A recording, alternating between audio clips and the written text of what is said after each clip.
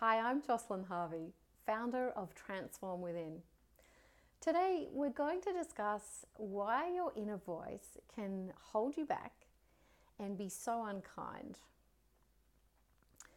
Have you ever watched a show like MasterChef? It's one of my favorites because I love good food.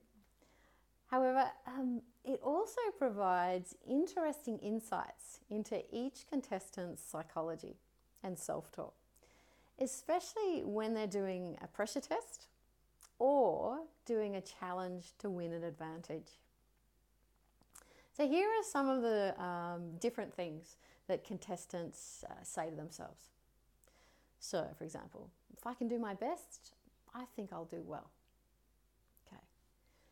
I generally do well in pressure tests, so hopefully I'll go well today too. I just need to play to my strengths, stay focused, and keep it simple. Oh no, I've fallen behind and I'm starting to get anxious. At which point you can see that their thinking and decision making becomes confused.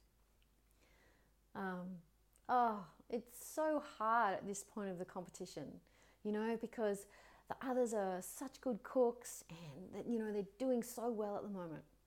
So at this point, they're showing self-doubt, negative comparison, and an external focus. It's really hard being away from my family, and I've given up so much to be here. Now, at this point, they've gone into victim mentality, with a sense of powerlessness and wanting support for the intense emotions that they're feeling. Last one, I can't do it. At which point they normally burst into tears in defeat, and George goes into coach mode and, gives them a pep talk to help them get back in the game and not give up. So that's really external talk rather than self-talk. And it's obvious that some contestants have stronger self-belief and more positive self-talk and resilience than others. So where does our self-talk and emotional resilience come from? Well, I think you've probably guessed. It generally comes from your parents, family members, teachers, coaches.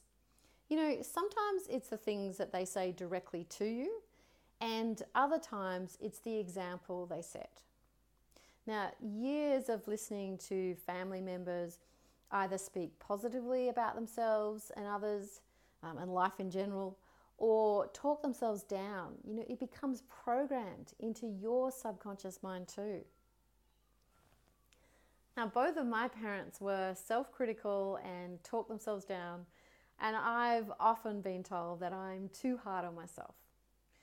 Now, it's not surprising where that came from, but it's not helpful if I want to live a calm, confident, and connected life. Your self-talk is interdependent with three key things. So 1, your mindset. 2, your personal belief system.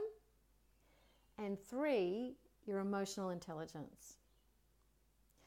And unless you've invested time and energy into your personal development, you're unlikely to have awareness of them, or full awareness of them.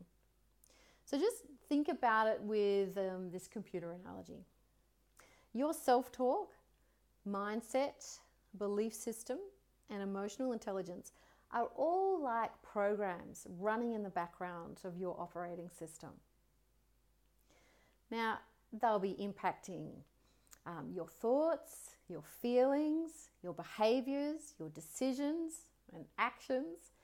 But unless you keep updating your operating system, the programs are going to become more and more out of date until they get to the point that they're no longer functional. So panic and anxiety most definitely serve a purpose. So they're not the problem.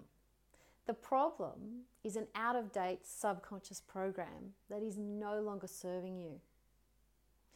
And remember, our brains do have plasticity.